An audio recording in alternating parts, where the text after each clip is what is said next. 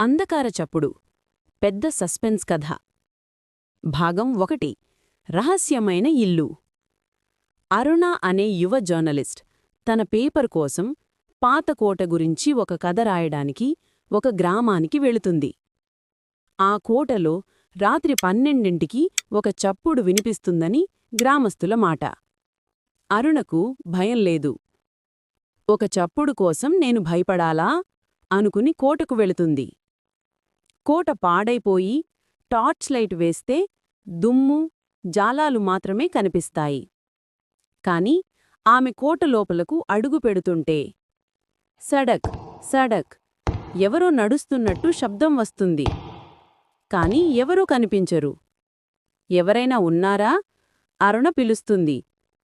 అవును, కాని సమాధానం రావడం లేదు.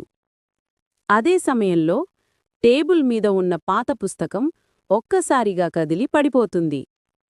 అరుణ గుండె దడదడ కొడుతోంది.